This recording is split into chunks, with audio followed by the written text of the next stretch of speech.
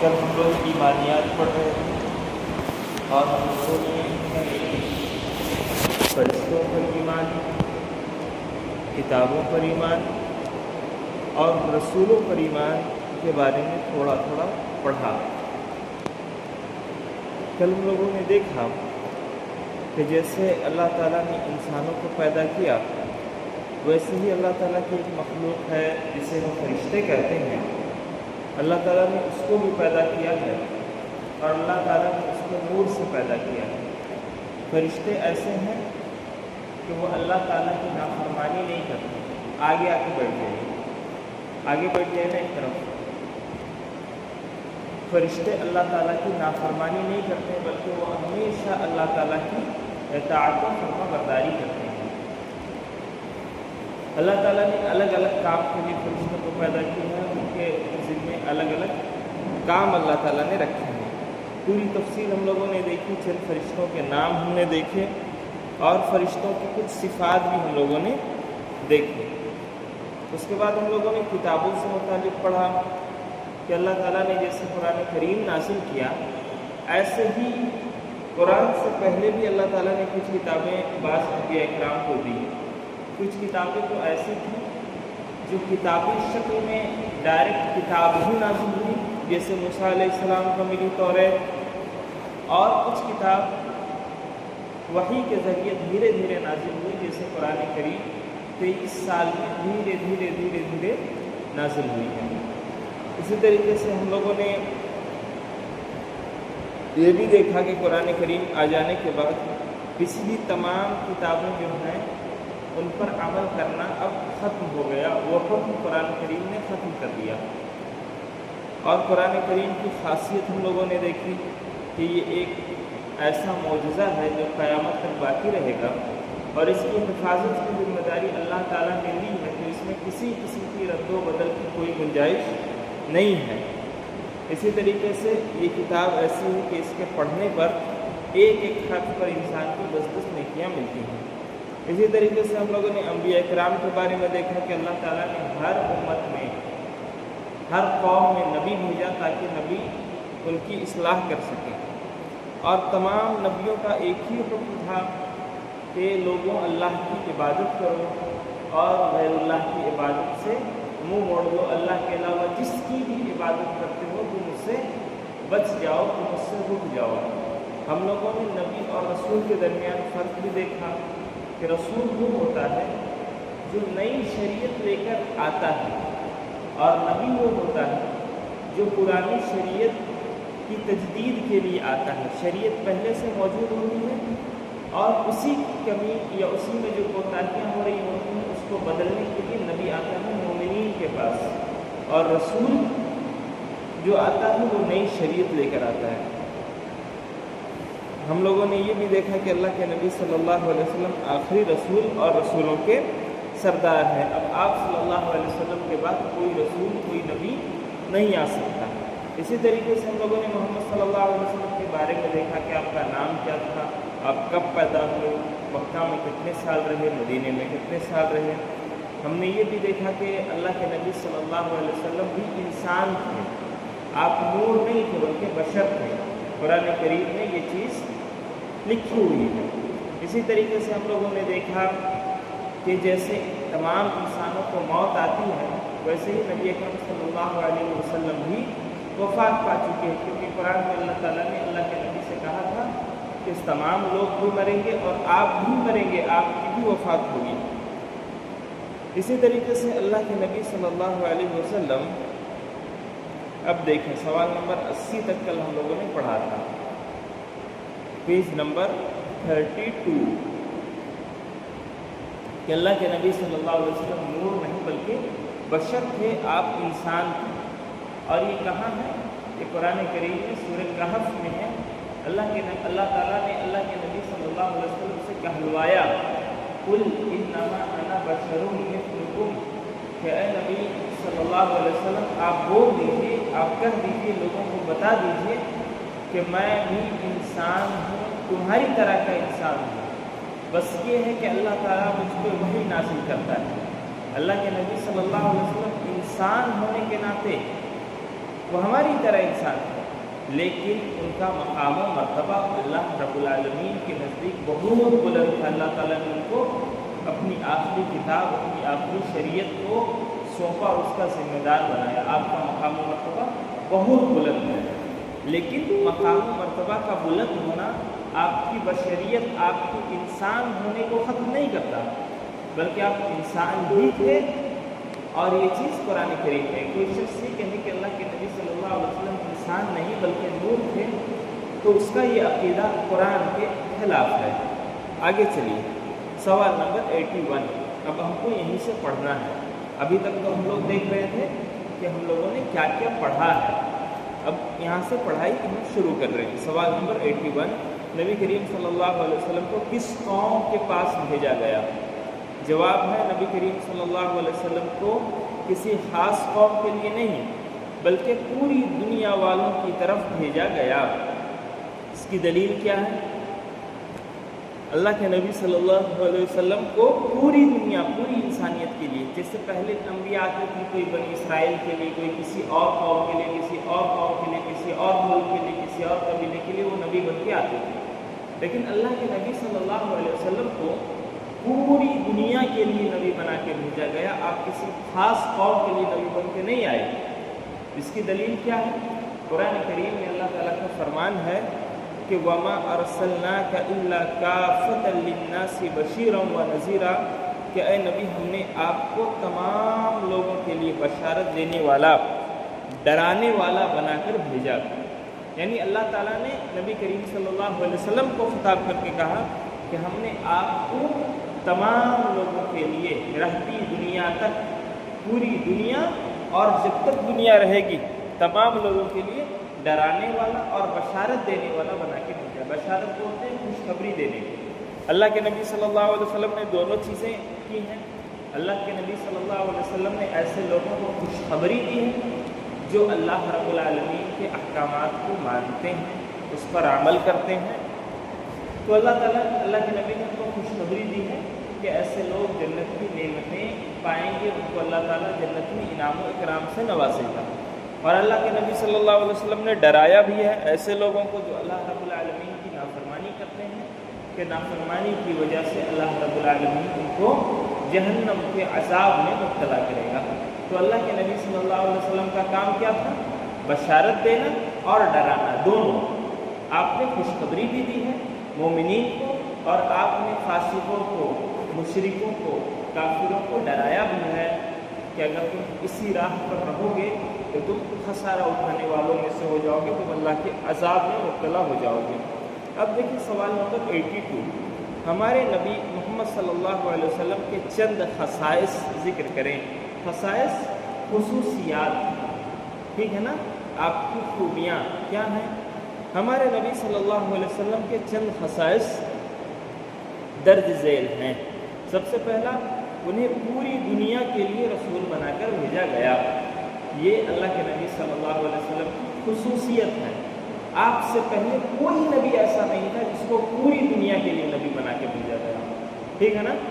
موسیٰ علیہ السلام کو بھیجا گیا بنی اسرائیل میں، عیسیٰ علیہ السلام کو فلسطین میں بھیجا گیا، تو وہ سب ایک خاص علاقے، خاص قبیلے، خاص قسم کے لوگوں کے لیے نبی بن کے آئے تھے۔ اللہ کے نبی صلی اللہ علیہ وسلم سے پہلے کوئی بھی نبی ایسا نہیں تھا جو پوری دنیا کے لیے نبی بنا کے بھیجا گیا۔ اللہ کے نبی صلی اللہ علیہ وسلم نے، اللہ کے نبی صلی اللہ علیہ وسلم پوری دنیا کے لیے نبی بنا کے بھیجے گئے۔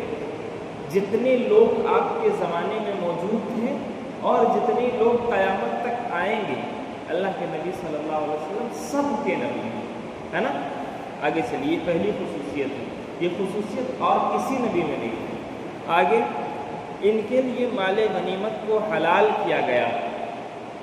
میں اس سے پہلے آپ کو بتا چکا ہوں کہ یہ ہوتا تھا کہ جو مشرک قوموں سے جنگیں ہوتی تھیں، تو بہت سے پہلے انبیاء کرام کی بھی جنگیں ہوتی تھیں، تو جنگ میں اگر مسلمان فاتح ہو جائے، جیتنے والا ہو جائے، تو اس کے ہاتھ کچھ مال و دولت لگتا ہے، وہ لوگ چھوڑ کے چلے جاتے ہیں، کچھ چیزیں ہاتھ لگتی ہیں نا۔ تو پہلی کی جو قومیں تھیں ان کے لیے یہ جائز نہیں تھا کہ اس مال کو استعمال کریں، بلکہ جنگ میں جو چیزیں حاصل ہوتی تھی وہ لوگ ایک جگہ جمع کر دیتے تھے اور ایک آگ آتی تھی اور وہ آگ اس کو جلا کے راکھ کر دیتی تھی۔ محمد صلی اللہ علیہ وسلم ایسے نبی ہیں جن کو اللہ رب العالمین نے جن کے لیے مال غنیمت کو حلال کیا اور کہا کہ کفار و مشرکین کے ساتھ آپ کی جو جنگ ہوگی، آپ جیتیں گے تو جو مال آپ کو حاصل ہوگا جنگ میں جیتنے کی وجہ سے، جو کفار مشرکین چھوڑ کر چلے جائیں گے، اس کا استعمال کرنا آپ کے لیے جائز ہے۔ یہ وہی ہے، ان کے لیے مال غنیمت کو حلال کیا گیا۔ مال غنیمت جنگ میں جیتنے پر جو مال حاصل ہوتا ہے۔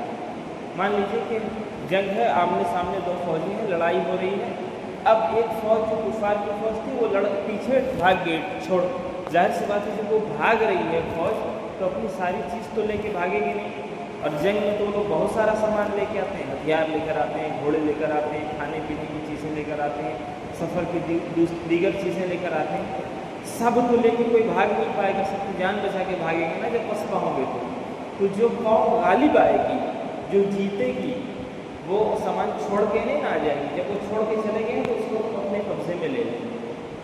تو پہلے کے انبیاء کرام کو جب وہ چیزیں قبضے میں ملتی تھی تو ان کے لیے جائز نہیں تھا کہ اس قبضے والے مال کو استعمال کریں۔ اللہ کے نبی صلی اللہ علیہ وسلم کی یہ خصوصیت ہے کہ اللہ تعالیٰ نے آپ کو اجازت دی کہ یہ مال حاصل ہوگا تو آپ اس کو استعمال کر سکتے ہیں۔ ایک حصہ 5 حصے کیے جائیں گے، ایک حصہ نبی کریم صلی اللہ علیہ وسلم کا ہوگا اور 4 حصے کیا ہوں گے؟ جو مسلمان ہوں گے، جو غازی ہوں گے، جو اس جنگ میں شریک تھے، ان کے درمیان تقسیم کر دیا جائے گا۔ بات سمجھ میں آ رہی ہے؟ ایک حصہ جو نبی کریم صلی اللہ علیہ وسلم کا ہوتا ہے اس کو خمس بولتے ہیں، اور وہ حصہ آپ اپنے گھر لے کر نہیں جاتے تھے بلکہ وہ حصہ بیت المال میں چلا جاتا تھا۔ اسے جو مسلمان جنگ میں شریک نہیں ہوئے تھے اور وہ ضرورت مند ہیں، ان کی ضروریات میں اس کو خرچ کیا جاتا ہے۔ بات سمجھ میں آئی؟ اور کیا ہے اللہ کے نبی صلی اللہ علیہ وسلم کی خصوصیت؟ ان کے لیے ساری زمین کو مسجد اور پاکی حاصل کرنے کا ذریعہ بنایا گیا۔ پہلے کی قومیں جو تھیں، پہلے کے انبیاء جو تھے، اگر وہ عبادت کرنا چاہیں تو ان کی عبادت گاہیں ہی صرف ایسی تھی جہاں پر وہ عبادت کر سکتے ہیں، جیسے مسجد ہے، عبادت گاہ ہے نا۔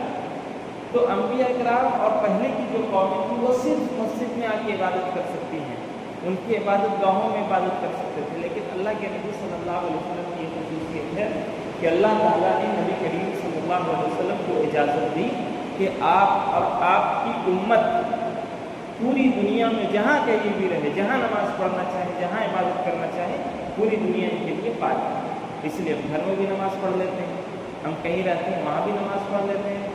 ہمارے لیے ضرور نہیں ہے کہ عبادت گاہ میں آ ہی کے عبادت کریں، اگر کسی وجہ سے انسان عبادت گاہ نہیں آ سکتا ہے تو پوری دنیا مسلمانوں کے لیے پاک ہے، ساری زمین پاک ہے، جہاں چاہے اللہ تعالیٰ کی عبادت کر سکتا ہے۔ بات سمجھ میں آئی؟ اور پاکی حاصل کرنے کا ذریعہ بھی ہے، پوری زمین سے پاک نہیں بلکہ پاکی حاصل کرنے کا ذریعہ بھی ہے۔ کیسے؟ کہ انسان اگر بیمار ہو، انسان کے پاس پانی نہ ہو تو اس کو کس چیز کا حکم دیا گیا ہے؟ تیمم کرنے کا حکم دیا گیا ہے۔ تیمم کس سے کرتا ہے انسان؟ مٹی سے کرتا ہے۔ تو عام مٹی، پوری دنیا کی عام مٹی، یہ پاکی حاصل کرنے کا ذریعہ ہے، اس میں گندگی نہ ہو۔ عام مٹی تو پاک ہی ہے۔ بات سمجھ میں آ گئی؟ 3 خصوصیات۔ پہلی خصوصیت آپ کو پوری دنیا کے لیے، پوری انسانیت کے لیے نبی بنا کے بھیجا گیا۔ دوسری خصوصیت آپ کے لیے مال غنیمت کو حلال کیا گیا۔ تیسری خصوصیت ساری زمین کو مسجد یعنی سجدہ گاہ بنا دیا، جہاں چاہو نماز پڑھو، اور ساری زمین کو پاکی حاصل کرنے کا ذریعہ بھی اللہ تعالیٰ نے بنایا۔ یہ تینوں چیزیں آپ صلی اللہ علیہ وسلم سے پہلے کسی نبی کو یا کسی امتی کو نہیں دی گئی تھیں۔ آگے چلیے، سوال نمبر 83۔ نبی کریم صلی اللہ علیہ وسلم کی رسالت کی سب سے بڑی نشانی کیا ہے؟ نبی کریم صلی اللہ علیہ وسلم کی رسالت کی سب سے بڑی نشانی قرآن مجید ہے۔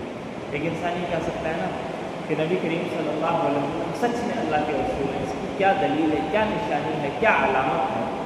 تو کہہ رہے ہیں کہ اس کی سب سے بڑی علامت کیا ہے؟ قرآن کریم ہے۔ اور قرآن کریم کیسے ہے؟ کل میں نے آپ لوگوں کو قرآن کے چند معجزات کا ذکر کیا تھا نا، کہ قرآن میں ایسی چیزیں ہیں جو انسانی عقل کو حیرت میں ڈال دیتی ہیں۔ تو اللہ کے نبی صلی اللہ علیہ وسلم اللہ کے رسول ہیں، اس کی سب سے بڑی نشانی قرآن کریم ہے۔ ابھی میں آپ کو ایک دو مثال دے کے سمجھاؤں گا کیسے۔ اب دیکھیں، اللہ کے نبی صلی اللہ علیہ وسلم نبوت کا جب آغاز ہوا تو یہ کہاں ہوا؟ مکہ میں ہوا نا۔ تو مکہ میں جب آپ نے دعوت دینا شروع کیا تو کفار مکہ نے کیا کہا کہ واہ واہ بہت اچھا کام کرتے ہو، ہے نا، یہی کیا، شاباشی دی؟ نہیں نا، مخالفت کرنے لگے کہ تم ایسی باتیں کیوں کر رہے ہو، باقی باتیں کیوں کر رہے ہو۔ آپ کو سمجھانے کی کوشش کی، جب دیکھا کہ یہ نہیں سمجھ رہے تو سختی کی، آپ پر ظلم و ستم ڈھائے، آپ کو الٹا سیدھا کہا، آپ کو پاگل و مجنون کہا، ساری چیزیں کہیں نا اللہ کے نبی صلی اللہ علیہ وسلم کو مارنے پیٹنے، اور اللہ کے نبی صلی اللہ علیہ وسلم پر جو لوگ ایمان لاتے تھے ان کو بھی تکلیف دیتے تھے، وہ ان کو بھی مارتے پیٹتے تھے۔ تو ایک وقت ایسا آیا کہ مسلمانوں کو مکہ میں بہت زیادہ ستایا گیا، بہت زیادہ، حد سے زیادہ۔ تب تو اللہ کے نبی صلی اللہ علیہ وسلم نے ہجرت کا حکم دے دیا تھا، ہے نا، کہ جو مسلمان جانا چاہے مکہ سے مدینہ کی طرف تو وہ جا سکتا ہے حبشہ کی طرف۔ تو مکہ میں مسلمانوں کی حالت بہت ہی خراب ہو گئی۔ ایک وقت ایسا آیا کہ مسلمانوں کو بہت زیادہ ستایا گیا، اور اسی دور میں اس زمانے کے دو سپر پاور قومیں تھیں۔ ابھی جیسے سپر پاور کا ذکر آتا ہے تو کون سا ملک آتا ہے ہمارے دماغ میں جو جنگی اعتبار سے بہت مضبوط ہو، جس کے پاس سب سے زیادہ جنگی ساز و سامان، کون سا ملک ہے؟ ظاہر سی بات ہے امریکہ ہے، وہ ہر جگہ جا کے بدماشی کر لیتا ہے نا، اس کے پاس سب سے زیادہ جنگی ساز و سامان ہے۔ اسی طریقے سے اور بھی ممالک ہیں، رشیا وغیرہ ہیں، ان لوگوں کے پاس بھی جدید ہتھیار ہیں، اتنے دنوں سے جنگ چل رہی ہے نا، تو ان لوگوں کے پاس طاقت ہے، جنگی ساز و سامان ہے۔ اگر اتنی جنگ ہمارے ملک میں ہو جائے تو ملک کنگال ہو جائے گا۔ ان لوگوں کے پاس اتنے اسباب ہیں کہ وہ لوگ چل رہے ہیں، تو وہ لوگ سپر پاور ہیں۔ تو اللہ کے نبی صلی اللہ علیہ وسلم کے زمانے میں کیا تھا، ایسے ہی دو بڑی قومیں، ایک کو کہتے تھے رومن امپائر، اور ایک ہے اس کو ہم کہیں گے پرشین امپائر۔ یہ ایران کے علاقے میں ایک حکومت قائم تھی اور رومیوں کے علاقے میں ایک حکومت قائم تھی۔ رومی جو تھے یہ لوگ عیسائی تھے، عیسائی مذہب کی ماننے والے نصارا، اور جو پارسی تھے پرشین امپائر یہ لوگ تھے مجوسی۔ مجوسی کہتے ہیں ایسی قوم جو آگ کی پرستش کرتی ہے، آگ جلا کے اس کی پوجا کرتے ہیں۔ اب یہ لوگ کم گئے ہیں، ہندوستان میں ممبئی میں کچھ لوگ ہیں پرانے پارسی، ان کے یہاں یہ ہے کہ آگ کی پرستش ہوتی ہے، مجوسی لوگ ہیں یہ۔ مجوسیت میرے خیال سے ایک دم یہ مذہب میں سمٹ گئی ہے۔ اس زمانے میں ان کی اچھی تعداد تھی، ایک پورا ملک ہے ان کے پاس اور پوری حکومت تھی ان کے پاس۔ تو یہ دو قومیں طاقتور بھی تھیں اور ایک دوسرے سے لڑتی بھی تھی، کبھی یہ لوگ جیتتے تھے کبھی وہ لوگ جیتتے تھے۔ جس زمانے میں مکہ میں مسلمانوں کی حالت انتہائی خراب ہو گئی تھی، اب ایسا لگ رہا تھا کہ کفار مکہ اپنی سختیوں کی وجہ سے سب کو مار دیں گے، صحابہ اکرام کو بھی اور نبی کریم صلی اللہ علیہ وسلم کو بھی، ان کو مار ہی دیں گے، سختی اتنی کر رہے ہیں۔ اسی زمانے میں رومن امپائر اور پرشین امپائر، ان دونوں کے درمیان جنگ ہوئی، اور بہت ہولناک جنگ، بہت خطرناک جنگ ہوئی۔ اور اس میں یہ ہوا کہ یہ جو مجوسی تھے، آگ کی پرستش کرنے والے تھے، یہ لوگ جیت گئے، عیسائیوں کو لوگوں نے ہرا دیا۔ اب یہ ہوا کہ کفار مکہ اس میں خوش ہونے لگے اور مسلمانوں کو تانا دینے لگے کہ دیکھو عیسائی ہے نا، وہ بھی آسمانی دین کو ماننے کے دعوے دار ہیں، کیسا ہرایا اس کو، کیسے ختم کر دیا اس کی پوری حکومت کو۔ ویسے ہی ایک دن ایسا آئے گا کہ تم لوگ بھی آسمانی دین کے ماننے کے دعوے دار ہو نا، تم لوگ بھی ختم ہو جاؤ گے۔ ہوتا ہے نا بیگانی شادی میں عبداللہ دیوانہ، ہمارے یہاں بھی ہوتا ہے، جب غزہ میں اسرائیل حملہ کرتا ہے تو یہاں کے ہندو خوش ہوتے ہیں، بھائی تمہارا اس سے کوئی لینا دینا ہے ہی نہیں، لیکن مسلم مخالفت میں وہ لوگ اتنے اندھے ہیں کہ بیگانی شادی میں دیوانے بن کے چلے آتے ہیں۔ تو یہی ہو رہا تھا مکہ میں بھی، عیسائیوں کو ہرایا تھا مجوسیوں نے، مشرکین مکہ خوش ہو رہے تھے کہ دیکھو عیسائی ہار گئے، آسمانی دین کے ماننے والے ہار گئے، تم بھی آسمانی دین کے ماننے کے دعوے کرو، تم بھی ایک دن ختم ہو جاؤ گے۔ اب اسی زمانے میں، ایسے وقت میں جب صرف نا امیدی ہو چاروں طرف، صرف نا امیدی ہو چاروں طرف، ایسے زمانے میں قرآن کریم میں ایک سورت نازل ہوتی ہے، اس کو کہتے ہیں سورہ روم۔ اللہ تعالیٰ نے اس کی دوسری آیت میں کہا کہ الف لام میم غلبت الروم، کہ یہ جو روم ہے، جو رومن امپائر ہے، جو آج ختم ہو گیا ہے، یہ ایک دن غالب آئے گا۔ اور اللہ تعالیٰ نے کہا کہ اس دن مسلمان بھی خوشی منا رہے ہوں گے۔ حالات دیکھیں، لگ نہیں رہا کہ جتنی کٹائی ہوئی ہے یہ دوبارہ سے ٹھیک ہو جائے گا۔ ہار گیا ہے بھائی، سپر پاور دو لڑے ہیں اور ایک ہار گیا، کیسی پٹائی ہوئی ہوگی آپ کو سوچیں کہ ایک پوری قوم کی حکومت ختم ہو گئی، اور ادھر مسلمانوں کی حالت ایسی ہے کہ ایسا لگ رہا ہے کہ اب ان کو بھی ختم کر دیا جائے گا۔ اللہ تعالیٰ اس وقت کہہ رہا ہے کہ روم غالب آئے گا اور مسلمان بھی اس دن خوشی منا رہے ہوں گے۔ لوگوں کے عقل میں یہ بات آنے والی تھی ایسے حالات میں، ایسی نا امیدی کے حالات میں؟ کوئی یقین کر سکتا تھا کہ پھر سے رومن امپائر کھڑا ہوگا، پھر جیت جائے گا، مسلمان کیسے جشن منائیں گے؟ بات نہیں سمجھ میں آئی۔ اور اسی کے چند سالوں کے بعد جب مسلمان ہجرت کر کے مدینہ چلے گئے اور کفار و مشرکین سے پہلی جنگ ہوئی، پہلی جنگ کون سی ہوئی؟ جنگ بدر۔ جنگ بدر میں کیا ہوا؟ مسلمان جیتے یا ہارے؟ مسلمانوں کو اللہ تعالیٰ نے فتح سے نوازا، مسلمانوں کی جیت ہوئی جنگ بدر میں۔ اور وہ جیت ہوئی جس دن، مسلمان اس دن کیا کر رہے تھے؟ خوشی منا رہے تھے۔ اور اسی دن رومن امپائر نے مجوسیوں پر حملہ کیا، اور مجوسیوں کے سب سے بڑے عبادت گاہ کو، جہاں پر ان کا آگ ہمیشہ جلتا رہتا تھا جو کبھی نہیں بجھتا تھا، اس کو توڑ دیا گیا، اس کی آگ بجھا دی گئی، اور اس کے بعد وہ حکومت ہمیشہ کے لیے کیا ہو گئی؟ ختم ہو گئی۔ چند عرصے کے بعد، کچھ ہی سالوں کے بعد، جس کے بارے میں انسانی عقل سمجھ بھی نہیں سکتی۔ تو یہ قرآن کریم کا معجزہ ہی تو تھا، یہی چیزیں تو تھی جو بتاتی ہیں کہ اللہ کے نبی صلی اللہ علیہ وسلم اللہ کے سچے رسول ہیں، ہے نا؟ اسی طریقے سے بے شمار چیزیں آپ دیکھ سکتے ہیں قرآن کریم کی جو پیشن گوئیاں ہیں، یہ ہے، یہ ہے، وہ ہے۔ ہم جب ان کا مشاہدہ کرتے ہیں تو ہم کو پتہ چلتا ہے کہ یہ باتیں ایسی ہیں کہ یہ ایک عام انسان نہیں بتا سکتا، یہ انسان کے بس کی بات ہے ہی نہیں کہ یہ چیزیں وہ بتائے، یہ انسان کے بس سے باہر کی چیز ہے۔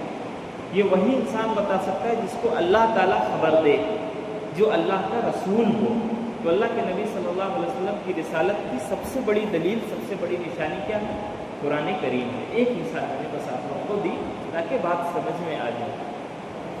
سمجھ میں آ گئی نا بات؟ آگے سے سوال نمبر 84 ہے، نبی کریم صلی اللہ علیہ وسلم کے ہم پر کیا حقوق ہیں؟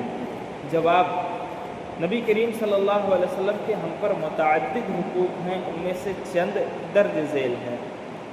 اللہ کے نبی صلی اللہ علیہ وسلم ہمارے نبی ہیں، تو آپ کا کچھ حق تو ہوگا نا، ہمارے اوپر کچھ حقوق ہوں گے، تو کیا ہے؟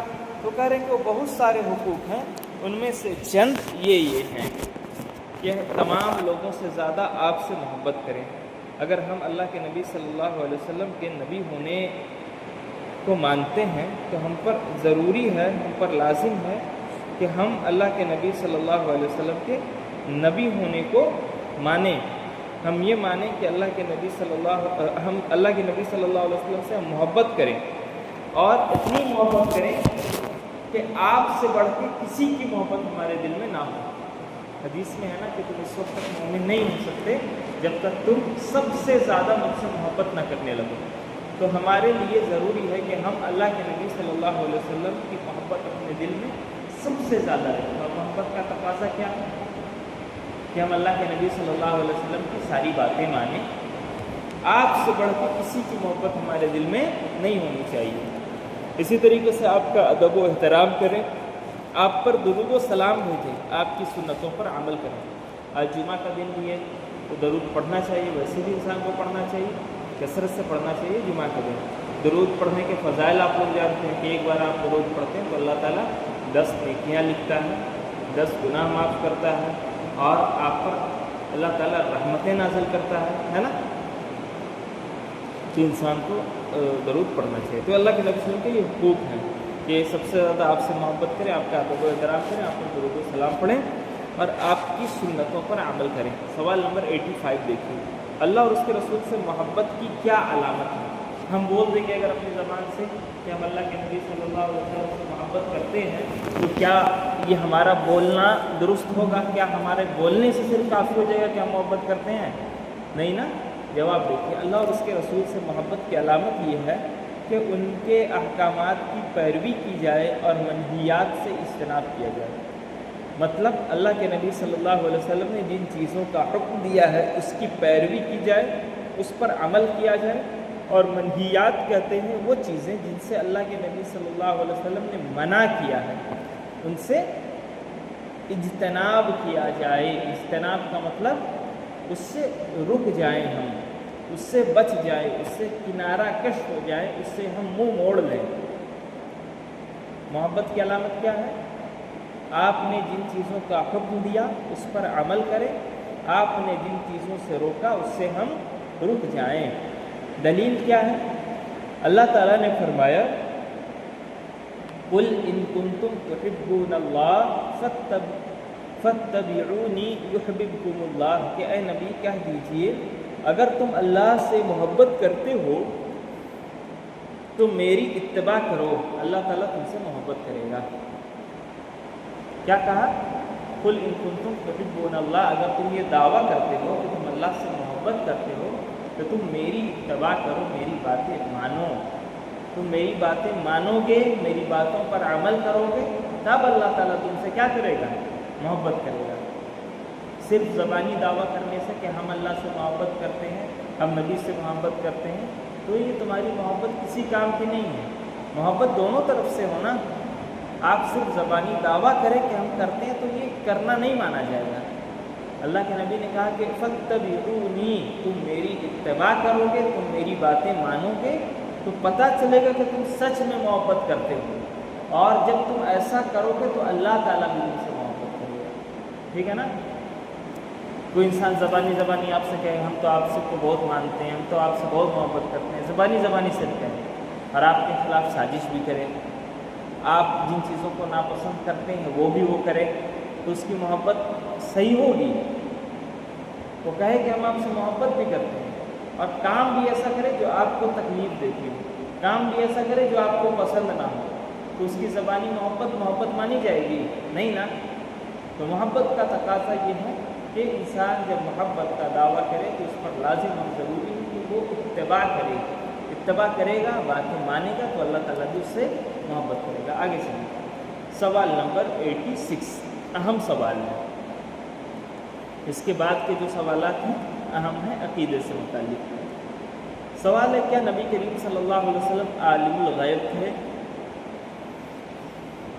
یعنی کیا اللہ کے نبی صلی اللہ علیہ وسلم کو غیب کی باتیں، جو باتیں عام انسان نہیں جانتا ہے، کیا آپ کو پتا تھا؟ آپ ساری چیزیں جانتے تھے؟ جواب ہے کہ نہیں، نبی کریم صلی اللہ علیہ وسلم عالم الغیب نہیں تھے۔ بد عقیدہ لوگ جو ہیں ان کا عقیدہ یہی ہے کہ نبی کریم صلی اللہ علیہ وسلم سب کچھ جانتے تھے۔ آپ عالم الغیب، بریلیوں کے یہاں بھی یہی عقیدہ ہے کہ اللہ کے نبی صلی اللہ علیہ وسلم کیا تھے؟ عالم الغیب تھے، آپ کو ساری چیزوں کا علم تھا۔ اللہ تعالیٰ کہہ رہا ہے کہ عالم الغیب نہیں تھے، اور اس کی دلیل کیا ہے؟ دیکھیں سورہ انعام کی آیت نمبر 50 ہے۔ اللہ تعالیٰ فرماتا ہے قُلْ لَا أَقُولُ لَكُمْ عِنْدِي خَزَائِنُ اللَّهِ وَلَا أَعْلَمُ الْغَيْبَ کہ اے نبی آپ کہہ دیجئے کہ میں تم سے نہیں کہتا کہ میرے پاس اللہ کے خزانے ہیں، اور نہ ہی میں غیب کی باتیں جانتا ہوں۔ صاف صاف لکھا ہوا ہے نا کہ اے نبی کہہ دیجئے کہ میرے پاس نہ اللہ کے خزانے ہیں کہ ان خزانوں سے میں تم کو دے دوں کچھ، اور نہ ہی میں غیب جانتا ہوں۔ اتنا واضح لکھا ہوا ہے۔ اس کے باوجود اگر کوئی شخص یہ کہے کہ اللہ کے نبی صلی اللہ علیہ وسلم نوازنے والے ہیں، اللہ کے نبی صلی اللہ علیہ وسلم عطا کرنے والے ہیں، کہ اللہ کے نبی صلی اللہ علیہ وسلم کو غیب کا علم تھا، تو اس کا یہ کہنا درست ہوگا، اس کا یہ کہنا صحیح ہوگا؟ نہیں ہوگا نا. اب اس کو نشان لگا لیجیے, اس کو یاد کرنا ہے, اہم آیت ہے. قُل لَا أَقُولُ لَكُمْ عِندِي, اے نبی کہہ دیجیے کہ اے لوگوں میں تم سے یہ نہیں کہتا کہ میرے پاس اللہ کے خزانے ہیں, اور نہ ہی میں یہ کہتا ہوں کہ میں غیب جانتا ہوں. آگے چلیے, سوال نمبر 87, غیب کا علم کس کے پاس ہے؟ پھر کون جانتا ہے غیب؟ تو کہہ رہے ہیں غیب کا علم صرف اور صرف اللہ تبارک و تعالیٰ کے پاس ہے, اس کے علاوہ کوئی بھی علم غیب نہیں جانتا. دلیل کیا ہے؟ اللہ تعالیٰ کا فرمان ہے وَعِندَهُ مَفَاتِحُ الْغَيْبِ لَا يَعْلَمُهَا إِلَّا هُوَ, اور اللہ ہی کے پاس غیب کی کنجیاں ہیں. کنجی کہتے ہیں چابی کو. غیب کی کنجیاں صرف اللہ کے پاس ہیں, اس کے سوا غیب کی باتیں کوئی نہیں جانتا. بات سمجھ میں آ گئی؟ اللہ کے نبی صلی اللہ علیہ وسلم غیب جانتے ہیں؟ نہیں جانتے ہیں, کیونکہ اللہ تعالیٰ نے خود بتایا کہ اللہ کے نبی صلی اللہ علیہ وسلم سے اعلان کروایا کہ نبی کہہ دیجیے کہ میں غیب نہیں جانتا ہوں, میرے پاس اللہ کے خزانے بھی نہیں ہیں. غیب کون جانتا ہے؟ صرف اللہ جانتا ہے. وَعِندَهُ مَفَاتِحُ الْغَيْبِ, غیب کا علم, غیب کی کنجیاں صرف اللہ کے پاس ہے. لَا يَعْلَمُهَا إِلَّا هُوَ, اللہ کے سوا غیب کوئی نہیں جانتا. اتنا صاف صاف قرآن کریم میں لکھا ہوا ہے. اس کے باوجود اگر کوئی شخص کہے کہ غیب کا علم فلاں نبی کو بھی تھا, غیب کا علم ہمارے فلاں بزرگ بھی جانتے ہیں, ان کے پاس جاؤ نا, وہ خود بخود بتا دیتے ہیں. وہ ساری چیزیں خود بخود بتا دیتے ہیں. ایسے بولتے ہیں نا کچھ لوگ, آپ لوگوں نے بھی سنا ہے. ایک چیز جب بات نکلی تو بتا دیتا ہوں. دیکھیں گے کچھ ایسے مجاور ہوتے ہیں مزاروں پہ بیٹھنے والے, یا کچھ ایسے بابا ٹائپ کے, یا کچھ ایسے لوگ جو بظاہر اپنا حلیہ ان لوگوں نے بنا رکھا ہے مولویوں سا, اور وہ لوگ ان کے پاس کچھ لوگ جاتے ہیں ان کے پاس علاج معالجے کی غرض سے, اور جیسے ہی وہ پہنچیں گے نا ان کے پاس تو بتائے گا کہ آپ کے ساتھ یہ پریشانی ہے. آپ کہیں گے ہاں یہ ہے میرے ساتھ. پھر وہ بتائے گا آپ کو کہ فلاں زمانے میں نا آپ کے گھر کے سامنے نا ایک موٹا سا درخت ہوا کرتا تھا, ہاں اس کو آپ لوگوں نے کٹوایا ہے جب سے نا, اس کے بعد سے یہ ہونے لگا. آپ کہیں گے ہاں ہوتا ہے نا. ایسے واقعات آپ لوگوں نے سنے ہوں گے کہ ان کے پاس جاؤ تو وہ سب کچھ صحیح صحیح بتا دیتے ہیں. یہ کیسے ہوتا ہے؟ غیب جب اللہ تعالیٰ جانتا ہے اسے, تو یہ کیا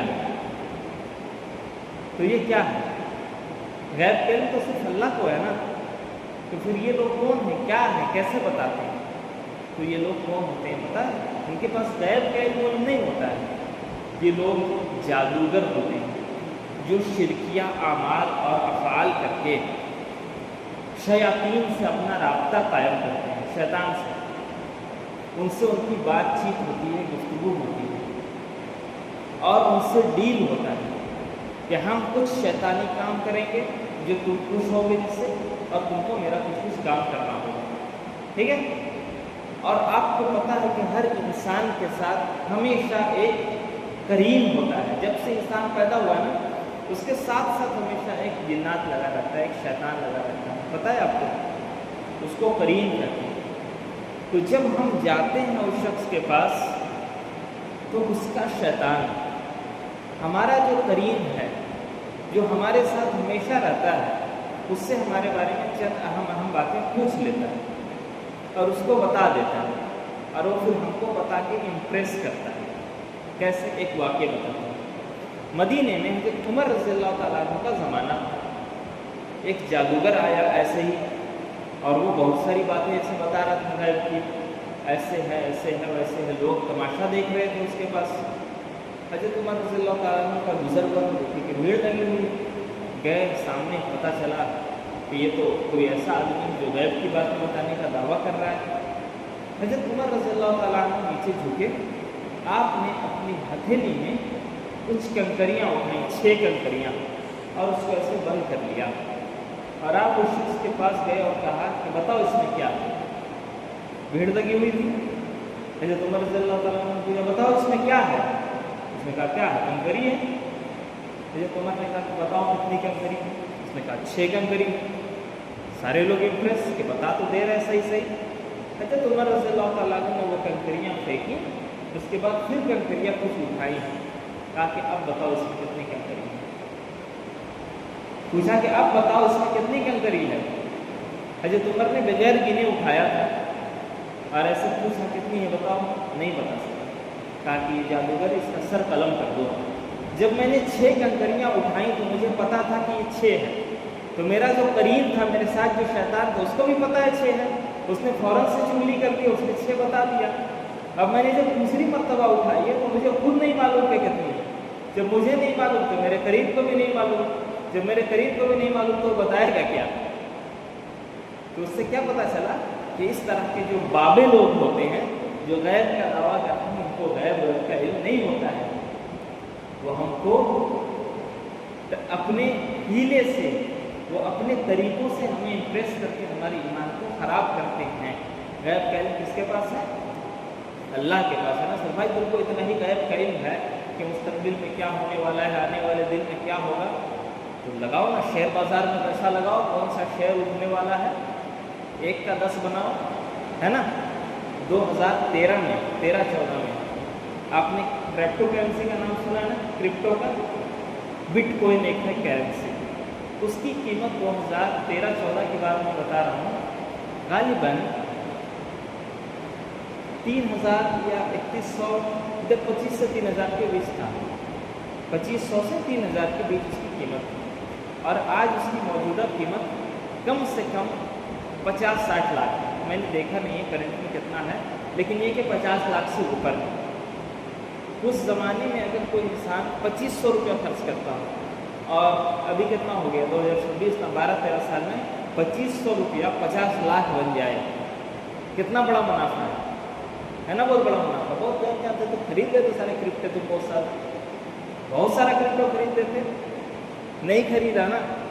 یہ سب ہیلے اور بہانے ہیں بھائی، کہ تم کو پتہ ہو جائے گا، اگر تم غیب جانتے ہو تم کو پتہ ہونا چاہیے کل سینسیکس زیادہ چڑھے گا، یا کروڈ آئل کا دام بڑھے گا، یا تانبا کا دام بڑھے گا، یا سونا کی قیمت بڑھنے والا، خریدو نا، پیسہ لگاؤ کہیں پہ، کماؤ پیسہ، کیا یہاں پر بیٹھ کے تم لوگوں سے فیس لے کے تعویذ گنڈے کرتے ہو۔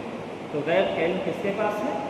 صرف اور صرف اللہ رب العالمین کے پاس۔ ایسے لوگوں کو دیکھیں گے نا تو ان کے اپنے گھروں کی حالت ٹھیک نہیں رہتی، بال بچے بیویاں کوئی ڈھنگ کے نہیں رہتے، اتنا غیب کا علم تم کو ہے۔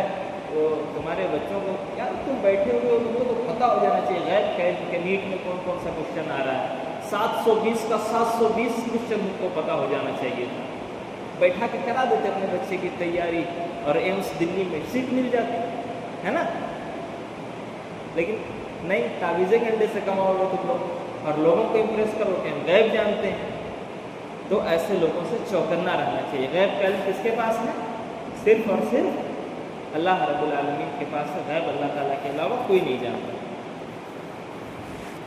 دوسرا فرمان نبوی دیکھیے، قُل لَا يَعْلَمُ مَنْ فِي السَّمَاوَاتِ وَالْأَرْضِ الْغَيْبَ إِلَّا اللَّهُ، کہ اے نبی کہہ دیجئے کہ اللہ کے علاوہ آسمان و زمین میں جو بھی مخلوقات ہیں کوئی غیب نہیں جانتا۔ سمجھ میں آ گئی نا بات؟ غیب اللہ کے نبی نہیں جانتے جب، تو اللہ کے نبی کے کسی امتی کی یہ اوقات نہیں ہے کہ وہ غیب جاننے کا دعویٰ کرے۔ بات سمجھ میں آ رہی نا؟ غیب اگر جانتا کوئی تو اللہ کے نبی کو اللہ تعالیٰ غیب کا علم دیتا، جب ان کو بھی نہیں دیا تو پھر دنیا میں جو بھی انسان غیب جاننے کا دعویٰ کرے وہ کذاب ہے، وہ جھوٹا ہے، وہ مکار ہے، وہ فریبی ہے، وہ بد عقیدہ ہے۔ بات سمجھ میں آ گئی؟ آگے چلیے، سوال نمبر 88۔ غیب کی بات چیزوں کے بارے میں نبی کریم صلی اللہ علیہ وسلم نے اس کے واقع ہونے سے پہلے بتا دیا، یہ کیسے ممکن ہے؟ جو لوگ کہتے ہیں کہ اللہ کے نبی صلی اللہ علیہ وسلم کو غیب کا علم تھا، وہ یہی دلیل دیتے ہیں کہ کچھ باتیں ایسی تھیں جو اللہ کے نبی صلی اللہ علیہ وسلم نے پہلے ہی بتا دیا اس کے واقع ہونے سے پہلے۔ تو کیسے بتا دیا جب غیب کا علم نہیں تھا؟ یہ دیکھیں اسے کیسے بتا دیا۔ جواب، غیب کی بعض چیزوں کے بارے میں اللہ تعالیٰ نے نبی کریم صلی اللہ علیہ وسلم کو اس کے واقع ہونے سے پہلے خبر کر دیا، لہٰذا آپ کو اس کا علم ہو گیا اور آپ نے اپنے صحابہ سے اسے بتا دیا، اور جن چیزوں کے بارے میں اللہ نے آپ کو نہیں بتایا اس کا علم آپ کو نہ ہو سکا۔ یعنی جو باتیں آپ نے غیب کے بارے میں بتائی ہیں واقع ہونے سے پہلے، وہ ایسی باتیں ہیں جو اللہ تعالیٰ نے آپ کو بتایا، تھوڑی سی کوئی بات بتائی تو وہ آپ جان گئے، آپ کو مکمل غیب کا علم نہیں دیا گیا۔ اس کی دلیل کیا ہے؟ اللہ تعالیٰ فرماتا ہے عالم الغیب فلا یظہر علی غیبہ احدا، الا من ارتضى من رسول، وہ اللہ غیب کا جاننے والا ہے اور اپنے غیب پر کسی کو مطلع نہیں کرتا، اپنا غیب کسی کو نہیں بتاتا سوائے اس رسول کے جسے وہ پسند کر لے۔ یعنی غیب کا کچھ علم اپنے اس رسول کو بتاتا ہے جو اس کا پسندیدہ رسول ہے، تاکہ وہ لوگوں کو اس کی خبر دے دیں، لیکن مکمل غیب اللہ کے نبی صلی اللہ علیہ وسلم کو نہیں بتایا گیا۔ اگر کوئی شخص یہ دعویٰ کرے کہ اللہ کے نبی صلی اللہ علیہ وسلم کو غیب کا علم تھا تو نعوذ باللہ وہ اللہ کے نبی صلی اللہ علیہ وسلم پر الزام لگا رہا ہے۔ کیسے؟ کئی ایسے واقعات ہیں کہ اگر ہم اللہ کے نبی کو غیب جاننے والا مانیں گے تو ہم اللہ کے نبی صلی اللہ علیہ وسلم پر بہت بڑا الزام لگائیں گے۔ جیسے کچھ منافقین آئے مدینے میں اور اللہ کے نبی صلی اللہ علیہ وسلم سے کہا کہ ہمارے علاقے کے لوگ مسلمان ہو گئے ہیں اور ان کی تعلیم و تربیت کا اہتمام نہیں ہے، تو ہم چاہتے ہیں کہ آپ ہمارے ساتھ چند ایسے لوگ دیں جو دین کا علم جانتے ہوں، تاکہ وہ ہماری قوم میں جا کے ان کو علم دین سکھا سکیں۔ تو اللہ کے نبی صلی اللہ علیہ وسلم نے 70 صحابہ اکرام کو جو قرآن کے جانکار تھے، جو عالم تھے، جو صفہ میں پڑھ کے جن لوگوں نے علم حاصل کیا تھا، ان لوگوں کو ان کے ساتھ کر دیا کہ ان کو آپ لے جائیے، آپ کے علاقے میں جا کے کیا کریں گے؟ دین کا علم عام کریں گے۔ پھر ان منافقین نے ان 70 صحابہ کو لے جا کے راستے میں دھوکے سے قتل کر دیا۔ کیا کیا؟ دھوکے سے راستے میں قتل کر دیا۔ تو کیا کہیں گے آپ؟ اللہ کے نبی صلی اللہ علیہ وسلم غیب جانتے تھے کہ ان کو قتل کر دیا جائے گا اور آپ نے جانتے بوجھتے ان کو بھیج دیا؟ جانتے بوجھتے آپ نے بھیجا؟ نہیں نا، اللہ کے نبی کبھی ایسا نہیں کر سکتے۔ اللہ کے نبی صلی اللہ علیہ وسلم کو اس واقعے کا اتنا شدید صدمہ لگا کہ آپ نے مسلسل 1 مہینے تک ان منافقین کے لیے نماز عشاء اور نماز فجر میں نماز کے درمیان بد دعا کرتے رہے۔ اتنا شدید صدمہ لگا کہ دوران نماز ان کے خلاف اور بد دعائیں کرتے تھے آپ فرض نمازوں میں۔ کوئی شخص یہ کہے کہ اللہ کے نبی کو غیب کا علم تھا تو بھی الزام لگا رہے ہیں نا اللہ کے نبی صلی اللہ علیہ وسلم پر کہ آپ نے جانتے بوجھتے صحابہ اکرام کو مظلومیت کی موت مرنے کے لیے ان کے حوالے کر دیا۔ نعوذ باللہ، ایسا ہے؟ نہیں ہے۔ آپ اتنا ہی غیب جانتے تھے جتنا اللہ تعالیٰ آپ کو بتا دیتا تھا کہ قیامت سے پہلے یہ چیز واقع ہوگی، یہ چیز ہونے والی ہے، یہ چیز ہونے والی ہے، تو آپ صحابہ اکرام کو بتا دیتے تھے۔ مکمل غیب آپ کو نہیں پتہ تھا۔ وہی ہے قرآن کریم میں جو بھی میں نے نشان لگایا کہ اے نبی کہہ دیجئے کہ میرے پاس اللہ کے خزانے نہیں ہیں اور نہ ہی میں غیب جانتا ہوں۔ بات سمجھ میں آ گئی؟ اتنی پوری بات۔ آج ہم لوگوں نے کیا پڑھا کہ اللہ کے نبی صلی اللہ علیہ وسلم تمام لوگوں کے لیے نبی بنا کے بھیجے گئے۔ آپ کی چند خصوصیات پڑھیں، اسی طریقے سے آپ کے حقوق ہم لوگوں نے پڑھے، ہم لوگوں نے محبت کی علامت دیکھی، اور ہم لوگوں نے یہ بھی دیکھا کہ اللہ کے نبی صلی اللہ علیہ وسلم عالم الغیب نہیں تھے، بلکہ غیب اللہ تعالیٰ کے ہاتھ میں، اللہ کے علاوہ کوئی نہیں جانتا۔ اللہ تعالیٰ اپنی چند غیب کی باتیں اپنے کسی رسول کو چند باتیں بتاتا ہے، ساری چیزیں نہیں بتاتا۔ اب دیکھیں 5واں رکن آخرت کے دن پر ایمان۔ آخرت کے دن پر ایمان سے کیا مراد ہے؟ جواب آخرت کے دن سے مراد قیامت کا دن ہے۔ سوال نمبر 90 دیکھیے، آخرت کے دن پر ایمان کا کیا معنی ہے؟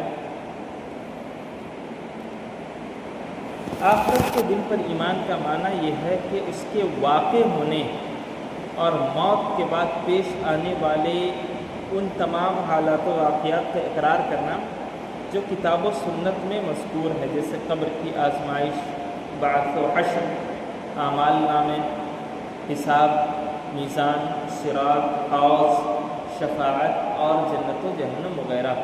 یہ تمام چیزیں جو ابھی ہیں نا، اس میں قبر کی آزمائش، بعث، حشر، یہ آگے ایک ایک چیز آ رہی ہے، یہ کیا ہے؟ کہنے کہ آخرت کے دن پر ایمان کا کیا معنی ہے؟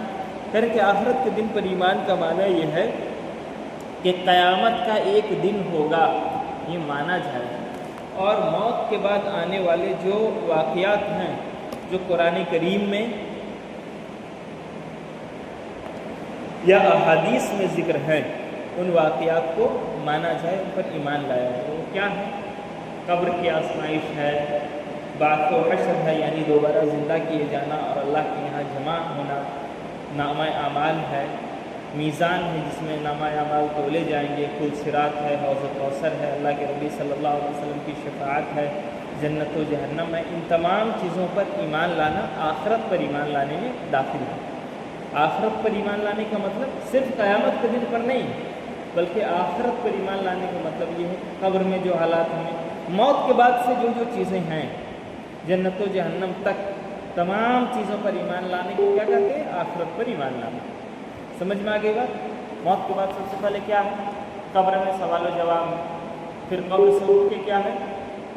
ज़िंदा उठाया जाना है कब्र से, फिर अल्लाह ताला के यहाँ जमा होना है, फिर नामा अमाल है, फिर अमाल का तोले जाना है, फिर सिलात से गुजरना है, हौज़ कौसर है, अल्लाह के नबी की शफाअत है, जन्नत है, जहन्नम है। ये तमाम चीज़ें क्या है? आखिरत में शामिल है।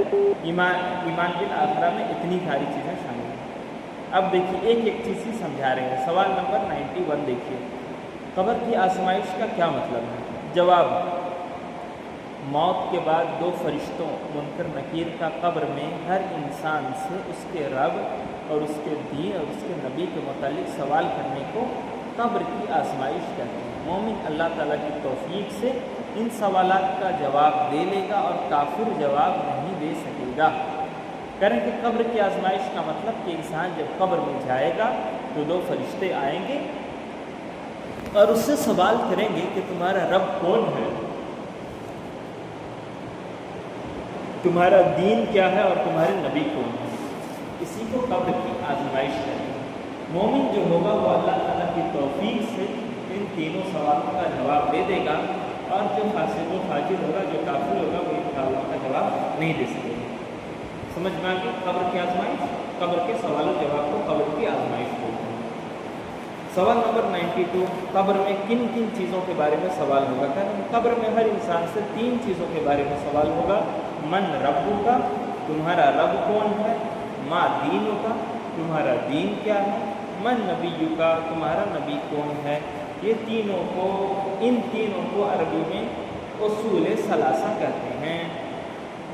कब्र में क्या सवाल होगा? 3। आप लोग अरबी याद कर लीजिए, मन रब्बु का, माँ दीनु का, मन नबीयु का। ये याद भी होगा आप लोगों को, बस निशान लगा लीजिए एक बार, इसको याद करना, ठीक है ना। आगे चलिए, सवाल नंबर 93, कब्र की नेमत और उसके अजाब से क्या मुराद है? करें कि इससे मुराद मौत के बाद जन्नत की नेमत या जहन्नम के अजाब में मुब्तला होना है। जो हर इंसान को उसके आमाल के मुताबिक आलम बरज़ख में मिलता है, हाँ उसे कब्र में दफन किया गया हो या ना किया गया हो। देखिए इंसान मरता है ना, मौत आती है उसकी, तो अभी हम लोग क्या हैं? जिंदा है। इंसान की 4 हालतें हैं। इंसान आलम अरवाह में होता है, हमारी रूहें आसमान में होती हैं, आलम अरवाह, वहाँ तमाम इंसानों की रूह है। अल्लाह ताला ने एक ही साथ सबको पैदा कर दिया था, तमाम रूहों, ठीक है। फिर वहीं से इंसान दुनिया में आता है, ये ज़िंदगी है हम लोगों की, आलम अरवाह जहाँ सिर्फ हमारी रूह थी, फिर हमारी ये दुनिया की ज़िंदगी। फिर हम लोगों की वफ़ात होगी तो इंसान को क्या किया जाएगा? कब्र में दफनाया जाएगा। गैर मुस्लिमों को क्या किया जाता है? कुछ लोग दफनाते हैं, कुछ लोग जला देते हैं। कोई इंसान मान लीजिए कि दरिया में डूब के मर गया, कोई इंसान ऐसा जिसको मगरमच्छ खा गया, कोई इंसान ऐसा है जो जंगल में गया उसको शेर खा गया, ऐसा भी होता है ना। तो मौत वाक़ई हो गई इंसान की। मरने के बाद चाहे वो शेर के मुंह में चला गया हो, चाहे उसे मगरमच्छ खा गया हो, चाहे उसको जला दिया गया हो, चाहे वो कब्र में हो। अब मरने के बाद से क़यामत तक का जो दौर है वो क्या है? आलम बरज़ख बोलते हैं उसको, आलम बरज़ख। फिर क़यामत कायम होगी, उस दिन तमाम लोग अपनी कब्र से निकलेंगे, ज़िंदा किए जाएंगे। एक इंसान जो डूब के मरा था वो भी ज़िंदा किया जाएगा, एक इंसान जिसको जला दिया गया था उसको भी ज़िंदा किया जाएगा, ठीक है ना। सिर्फ कब्र वाले नहीं बल्कि जो जल गए हैं उनको भी अल्लाह ताला ज़िंदा करेगा। जिसको मगरमच्छ खा गया था उसको भी ज़िंदा करेगा, जिसको शेर खा गया था वो भी ज़िंदा होगा। मरने से ज़िंदा किए जाने तक के बीच के जो हालात हैं इसको क्या कहते हैं? आलम बरज़ख। तो कह रहे हैं कि इससे मुराद मौत के बाद जन्नत की नेमत या जहन्नम के अजाब में मुब्तला होना है, जो हर इंसान को उसके आमाल के मुताबिक عالم برزخ میں ملتا ہے، ہاں اسے قبر میں دفن کیا گیا ہو یا نہ کیا گیا ہو۔ ایک انسان مر گیا، مان لیجیے اس کو قبر میں دفن کیا گیا، تو قبر میں دفن کیے جانے کے بعد اس کے اعمال جیسے ہوں گے اس کی قبر کی حالت اور حیت ویسی کر دی جائے گی۔ مان لیجیے کہ اس کے اعمال اچھے تھے، اس کا آخرت میں اس کا انعام اکرام ہے جنت کے طور پر، تو اللہ تعالیٰ اس کی قبر کو کشادہ کر دے گا، جنت کی کھڑکی کھول دے گا اور وہاں پہ وہ آرام سے سو جائے گا، ہے نا۔ اسی طریقے سے اگر اس کے اعمال اچھے نہیں ہیں، جہنم کا فیصلہ اس کا ہونا ہے، تو عذاب قبر ہی سے شروع ہو جاتا ہے نا۔ تو وہی کہہ رہے ہیں کہ قبر کی نعمت اور اس کے عذاب سے کیا مراد ہے؟ کہہ رہے ہیں کہ عالم برزخ میں ہمارے اعمال کے حساب سے ہمیں عذاب ملتا ہے یا ہمیں سہولتیں ملتی ہیں، چاہے ہم قبر میں ہوں چاہے قبر میں نہ ہوں، اسی کو ہم قبر کی نعمت اور قبر کا عذاب کرتے ہیں۔ ایک انسان مان لیجیے کہ اس کے اعمال اچھے نہیں تھے اور وہ اس کی موت ہوئی ہے کہ اس کو شیر نے کھا لیا، تو ایسا نہیں کہ وہ بچ جائے، شیر نے اس کو کھا لیا، اس کے بعد بھی اس کے برزخ کے حالات شروع ہو جائیں گے۔ اللہ تعالیٰ ہر چیز پر قادر کر سکتا ہے۔ اللہ تعالیٰ ایک انسان مان لیجیے اس کو جلا دیا گیا، اس کے پورا جسم اس کا راکھ ہو گیا، لیکن اس کا مطلب یہ نہیں کہ وہ بچ جائے گا عالم برزخ کے عذاب سے۔ اللہ تعالیٰ اس کے عمل کے حساب سے قیامت سے پہلے ہی برزخ میں اس کا شروع ہو جائے گا معاملہ۔ بات سمجھ میں آ گئی تھی؟ آگے چلیے، سوال نمبر 94، بعث کا کیا مطلب ہے اور اس کی کیا دلیل ہے؟ بعث کا مطلب ہے مرنے کے بعد دوبارہ زندہ اٹھایا جانا۔ اس کی دلیل کیا ہے؟ زعم الذین کفروا ان لن یبعثوا قل بلی وربی لتبعثن، کافروں نے خیال کیا کہ انہیں دوبارہ زندہ نہیں کیا جائے گا۔ آپ کہہ دیجئے کیوں نہیں، اللہ کی قسم تمہیں دوبارہ ضرور زندہ کیا جائے گا۔ بعث کا مطلب ہے دوبارہ زندہ کیا جانا، چاہے انسان قبر میں ہو چاہے جل گیا ہو، سور پھونکا جائے گا پھر زندہ کیا جائے گا تمام لوگوں کو، تو سارے لوگ زندہ ہو کے جمع ہوں گے، ٹھیک ہے نا، اس کی موت جیسے بھی ہوئی ہے۔ کہہ رہے ہیں کہ زعم الذین کفروا، کفار نے یہ گمان کیا، یہ خیال کیا کہ لن یبعثوا،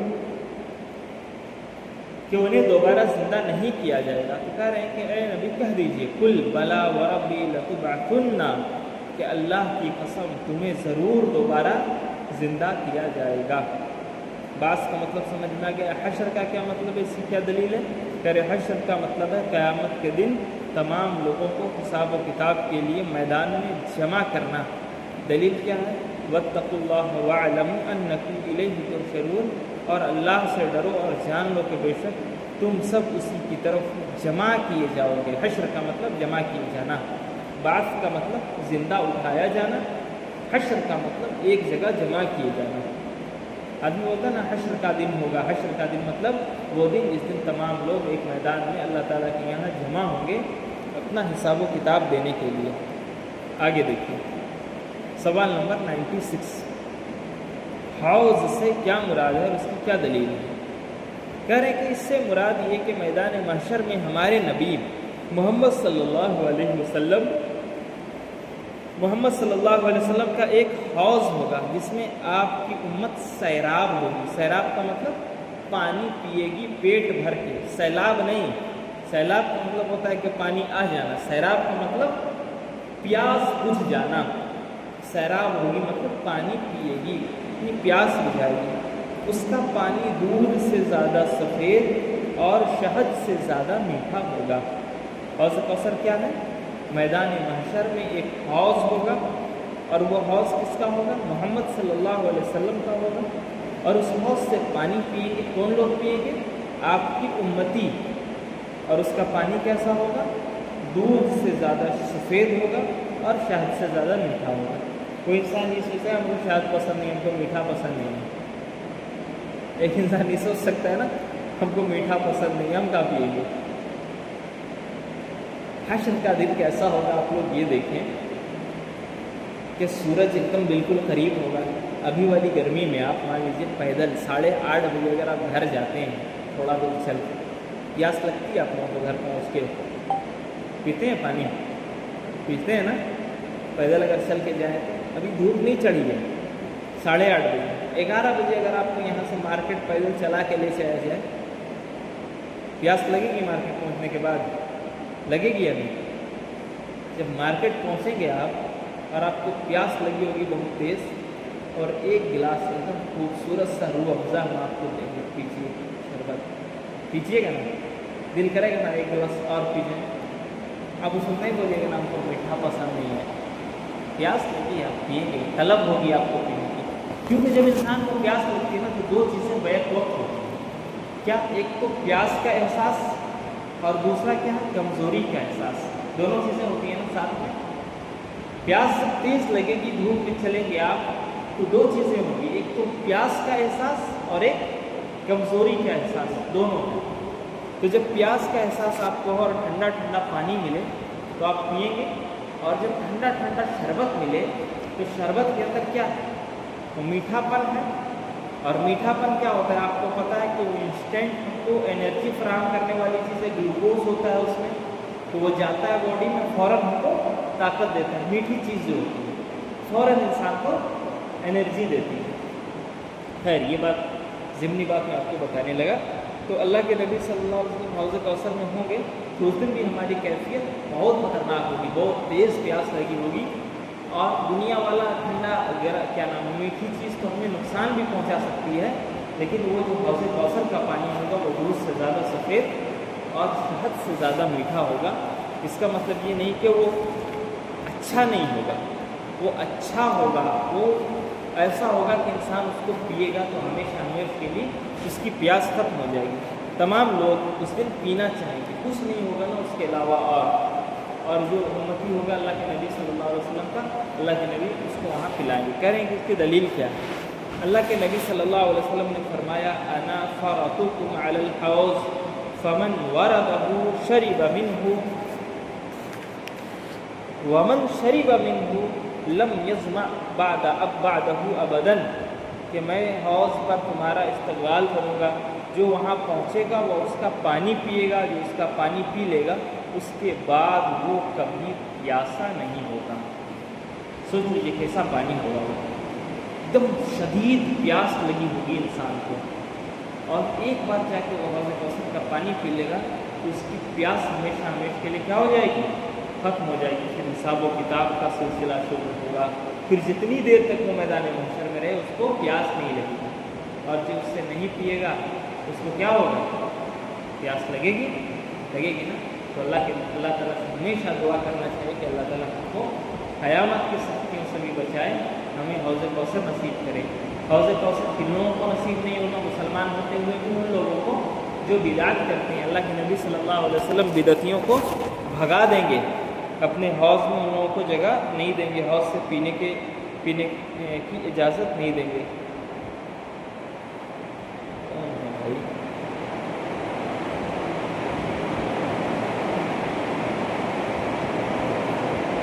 بات سمجھ میں آ رہی ہے؟ حوض کوثر کا پانی کیسا ہوگا؟ دودھ سے زیادہ سفید اور شہد سے زیادہ میٹھا، اور اس کی کیفیت یہ ہوگی کہ انسان اس کو پی لے گا تو ہمیشہ ہمیشہ کے لیے اس کی پیاس کیا ہوگی؟ بجھ جائے گی۔ آگے چلیے، سوال نمبر 97، میزان سے کیا مراد ہے؟ اس کی کیا دلیل ہے؟ جواب، اس سے مراد ترازو ہے جس سے قیامت کے دن بندوں کے اچھے اور برے اعمال تولے جائیں گے، جن کی نیکیوں کا پردہ بھاری ہوگا وہ جنت میں جائے گا، اور جن کی نیکیوں کا پردہ ہلکا ہوگا وہ جہنم میں جائے گا۔ اس کی دلیل کیا ہے؟ اللہ تعالیٰ کا فرمان ہے وَنَضَعُ الْمَوَازِينَ بِالْقِسْطِ وَنَضَعُ الْمَوَازِينَ الْقِسْطَ لِيَوْمِ الْقِيَامَةِ، اور قیامت کے دن ہم عدل و انصاف کے ساتھ ترازو قائم کریں گے۔ تو اسی طریقے سے دوسرا فرمان ہے فَأَمَّا مَنْ ثَقُلَتْ مَوَازِينُهُ فَهُوَ فِي عِيشَةٍ رَاضِيَةٍ وَأَمَّا مَنْ خَفَّتْ مَوَازِينُهُ فَأُمُّهُ هَاوِيَةٌ، بس جس کی نیکیوں کے پردے بھاری ہوں گے وہ پسندیدہ زندگی جنت میں ہوں گے، اور جس کے نیکیوں کے پردے ہلکے ہوں گے ان کا ٹھکانہ جہنم ہوگا۔ یہ والا آپ لوگ یاد کر لیجیے، یاد ہے سورہ القاریہ کی آیت ہے، اس کو نشان لگا لیجیے کہ یہ بھی رہے کہ ہم لوگ تھوڑی تھوڑی عربی یاد کیے، یاد ہے۔ یہ میں ایسی چیزیں دے رہا ہوں جو آسان ہے یا آپ کو آلریڈی یاد ہے، ٹھیک، اس کو نشان لگا لیجیے۔ تو میزان سے مراد ایک ایسا ترازو ہے جس میں انسان کی نیکیاں اور برائیاں تولی جائیں گی، تولنا مطلب وزن کیے جائیں گے۔ تو جس کی نیکیوں کا پردہ بھاری ہوگا وہ عیش و عشرت کی زندگی پائے گا، وہ جنت کی زندگی پائے گا، اور جس کی برائیوں کا پردہ بھاری ہوگا وہ کہاں جائے گا؟ اس کا ٹھکانہ جہنم ہوگا۔ تو میزان سے کیا مراد ہے؟ میزان کا مطلب ترازو جس میں انسان کے اعمال تولے جائیں گے۔ اب دیکھیں صراط سے کیا مراد ہے، اس کی کیا دلیل ہے؟ کہہ رہے ہیں کہ صراط جہنم پر بچھایا جانے والا ایک پل ہے جسے مومنین پار کر لیں گے اور کفار اس سے گر کر جہنم میں چلے جائیں گے۔ اس کی دلیل کیا ہے؟ اللہ کے نبی صلی اللہ علیہ وسلم نے فرمایا وَيُضْرِبُ الصِّرَاطُ بَيْنَ ظَهْرَيْ جَهَنَّمَ فَأَكُونُ أَنَا وَأُمَّتِي أَوَّلَ مَنْ يُجِيزُهَا۔ جہنم کے پشت پر پل رکھا جائے گا جسے سب سے پہلے میں اور میری امت کے لوگ پار کریں گے۔ تو صراط ہوگا، ایک نیچے جہنم ہوگی اور اس کے اوپر پل ہوگا۔ اس پل کو کون پار کرے گا؟ سب سے پہلے اللہ کے نبی صلی اللہ علیہ وسلم اور اس کے بعد آپ کی امت۔ پل صراط کے بعض صفات بیان کیجیے، پل صراط کیسی ہوگی، کچھ اس کی صفت بتائیے۔ تو کہہ رہے ہیں کہ پل صراط ایک پھسلن دار گرنے کا مقام ہے، ایک پل ہے، اور وہ پل کیسی ہے؟ پھسلنے والی ہے، ایسی کہ انسان گر جائے۔ اور کیا اس پر نوچنے والے آنکڑے ہیں، ایسے ہک لگے ہوئے ہیں، خطرناک قسم کے ہکس، اگر انسان کے جسم میں لگ جائے تو اس کو نوچ لیں گے، اور چوڑے چوڑے کانٹے ہیں، ایسا ہے پل صراط۔ وہ پھسلنے اور گرنے ٹائپ کا پل ہے، اس میں ایسے آنکڑے لگے ہوئے ہیں، ایسے ہکس لگے ہوئے ہیں جو انسانی جسم کو نوچ لیں گے، اور اس میں چوڑے چوڑے کانٹے لگے ہوئے ہیں۔ اس کی دلیل کیا ہے؟ اللہ کے نبی صلی اللہ علیہ وسلم کا فرمان ہے قلنا یا رسول اللہ وما الجسر قال مدحضة مزلة علیہ خطاطیف وکلالیب وحسکة مفلتحة لها شوکة وکیفہ۔ صحابہ اکرام نے پوچھا کہ اے اللہ کے رسول پل صراط کیا چیز ہے؟ تو آپ نے فرمایا وہ ایک پھسلن دار گرنے کا مقام ہے جس پر نوچنے اور اچک لینے والے آنکڑے کا مطلب ہک ہیں، اور چوڑے چوڑے کانٹے ہیں۔ اتنی چیزیں آپ لوگوں کی بات سمجھ میں آ گئی کہ آخرت پر ایمان کیا ہے۔ آخرت پر ایمان کا مطلب یہ ہے کہ انسان قیامت کے دن پر ایمان رکھے، اور مرنے کے بعد کے جو حالات ہیں، عالم برزخ جس کو ہم کہتے ہیں، اس پر ایمان رکھے کہ ہم قبر میں جائیں گے، وہاں ہمارے ساتھ سوال و جواب ہوگا، پھر ایک دن ایسا پھر ہمارے عمل کے حساب سے یا تو ہمارے قبر کو کشادہ کر دیا جائے گا، یا ہم کو قبر ہی میں عذاب شروع ہو جائے گا، یا پھر ایسا ہوگا کہ ایک دن سور پھونکا جائے گا، جو تمام لوگ دوبارہ زندہ کیے جائیں گے، اس کو کہتے ہیں بعث، زندہ کیے جائیں گے۔ تو پھر اللہ تعالیٰ کے یہاں ایک میدان میں ہم جمع ہوں گے، اس جمع ہونے کو ہم کہتے ہیں حشر۔ پھر اللہ تعالیٰ وہاں پہ میزان قائم کرے گا، میزان کہتے ہیں ترازو کو۔ پھر اللہ تعالیٰ ہمارے نامہ اعمال اس میں تولے گا۔ پھر اللہ تعالیٰ پھر ہم کو حوض کوثر میں پانی ملنا ہے، پھر ہم کو پل صراط سے گزرنا ہے، پھر ہمارے عمل کے حساب سے ہمیں یا تو جنت میں داخلہ ملے گا یا جہنم میں داخلہ ملے گا۔ یہ ان ساری چیزوں پر ایمان رکھنے کو کہتے ہیں آخرت پر ایمان رکھنا۔ آگے چلیے، بات سمجھ میں آ گئی آخرت پر ایمان؟ آگے چلیے، چھٹا رکن، یہ تھوڑا سا اہم ہے اور اس کو اچھے سے پڑھیے۔ کیا ہے؟ اچھی اور بری تقدیر پر ایمان۔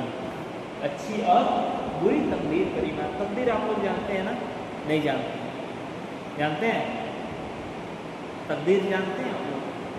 چلیے جان جائیں گے۔ اچھی اور بری تقدیر پر ایمان کا کیا مطلب ہے؟ جواب اس کا مطلب یہ ہے کہ اس بات کا اقرار کرنا کہ ہر اچھی بری چیز اللہ کے حکم اور اس کے فیصلے سے ہوتی ہے، کوئی بھی چیز اس کی تقدیر سے باہر نہیں، وہ جو چاہتا ہے کرتا ہے۔ اس نے ان تمام چیزوں کو لوح محفوظ میں پہلے سے لکھ دیا ہے۔ فرمان باری تعالیٰ ہے اِنَّا كُلَّ شَيْءٍ خَلَقْنَاهُ بِقَدَرٍ، بے شک ہم نے ہر چیز کو ایک مقررہ اندازے پر پیدا کیا ہے۔ کہہ رہے ہیں کہ دنیا میں جو کچھ بھی ہوتا ہے، چاہے وہ اچھی چیز ہو چاہے وہ بری چیز ہو، وہ اللہ کے حکم اور اس کے فیصلے سے ہوتا ہے، اور یہ چیزیں وہ ہیں جسے اللہ تعالیٰ نے پہلے ہی سے لکھ دیا ہے، اسی کے مطابق ہوتا ہے۔ اسی کو کیا کہتے ہیں؟ تقدیر۔ تقدیر پر ایمان لانا۔ ہم اس بات کا ایمان لائیں کہ جو کچھ بھی ہو رہا ہے دنیا میں یہ ہماری تقدیر کا حصہ ہے، ایسا ہی ہماری تقدیر میں لکھا ہوا تھا، اسی لیے یہ ہو رہا ہے، چاہے وہ چیز اچھی ہو یا بری، اس پر ہم ایمان لائیں۔ کہہ رہے ہیں کہ تقدیر کے کتنے مراتب ہیں؟ تقدیر کے 4 مراتب ہیں: علم، کتابت، مشیت اور خلق، کہہ رہے کہ علم کیا ہے؟ تقدیر کے 4 مرتبے ہیں. ابھی میں سمجھا رہا ہوں، سمجھیے، اس کو میں پھر سے واضح کر دوں گا. سب سے پہلا ہے علم، کہ اللہ تعالیٰ کو ازل سے، ہمیشہ سے ہر ایک چیز کا علم ہے. اللہ تعالیٰ کو ہمیشہ سے، ازل سے، ہمیشہ سے، جب سے ہیں، ہر ایک چیز کا علم اللہ تعالیٰ کو ہے. میرے بارے میں اللہ تعالیٰ کو پتہ ہے کہ میں کب پیدا ہوں گا، میں کیا کھاؤں گا، میں کیا پیوں گا، میرے اعمال کیسے ہوں گے، میں دنیا میں کتنا کماؤں گا، میں کب بیمار پڑوں گا، میں کب ٹھیک ہوں گا، میری کب شادی ہوگی، میرے ساتھ کب اچھا ہوگا، میرے ساتھ کب برا ہوگا. ان تمام چیزوں کا علم اللہ تعالیٰ کو کب سے ہے؟ ازل سے، ہمیشہ سے. صرف میرے بارے میں نہیں، آپ تمام لوگوں کے بارے میں، صرف ہمارے ہی بارے میں نہیں، بلکہ جانوروں کے بارے میں، پیڑ پودوں کے بارے میں، دنیا میں جتنی چیزیں ہیں سب کے بارے میں اللہ تعالیٰ کو علم ہے، اور ازل سے ہے، ہمیشہ سے. تو تقدیر کا پہلا مرتبہ. دوسرا کتابت. اللہ تعالیٰ کو علم تو ہے ازل سے ساری چیزوں کا، اور اللہ تعالیٰ نے اس کو لکھوا بھی دیا. اللہ تعالیٰ نے سب سے پہلے قلم کو پیدا کیا اور کہا کہ لکھو، اور اس نے تمام لوگوں کے بارے میں لکھ دیا. ہمارے آپ کی پوری دنیا میں جتنے لوگ ہیں، چرند پرند، پیڑ پودے، بکری، سیب، گائے، اونٹ، جتنے ہیں، سب کے بارے میں کیا ہے؟ لوح محفوظ میں لکھ دیا گیا. سب کے بارے میں سب کچھ لکھا ہوا ہے کہ کس کے ساتھ کب کب کب کب کیا کیا ہونا ہے، اچھا ہونا ہے، برا ہونا ہے، کیا ہے. ایک ہو گیا علم، اللہ تعالیٰ کو تھا پہلے سے. دوسرا کتابت، اللہ تعالیٰ نے اس کو لکھوا بھی دیا. تیسرا ہے مشیت، کہ اللہ تعالیٰ چاہتا ہے تو ہوتا ہے. جتنی بھی چیزیں ہو رہی ہیں، جو ہوں گی، اللہ تعالیٰ جانتا تھا، اس کو لکھوا بھی دیا. اور یہ ساری چیزیں کس کے چاہنے سے ہو رہی ہیں؟ اللہ تعالیٰ کے چاہنے سے ہو رہی ہیں. اللہ تعالیٰ چاہ رہا ہے تب ہو رہا ہے. بات سمجھ میں آئی؟ اللہ تعالیٰ کی چاہت کے بغیر کچھ بھی نہیں ہو رہا ہے. آگے چلیے. جیسے مان لیجیے کہ ابھی ہم ہیں، آپ ہیں، ہم لوگوں نے پلان بنایا کہ ہم کو جانا ہے کہاں؟ چلو ہم کو دلی جانا ہے. ہم نے ٹکٹ بنائے، ہماری چاہت تھی، ٹکٹ کنفرم بھی نکل گیا کہ ہم کو دلی جانا ہے.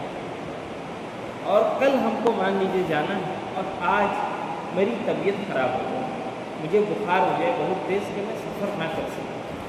تو یہ کیا ہے؟ میری چاہت سے چیزیں نہیں ہوتی ہیں، بلکہ اللہ تعالیٰ نے چاہا کہ میں سفر نہ کروں، تو اس کی مشیت سے چیزیں ہوتی ہیں. ہمارے آپ کے چاہنے سے ہوتا ہے؟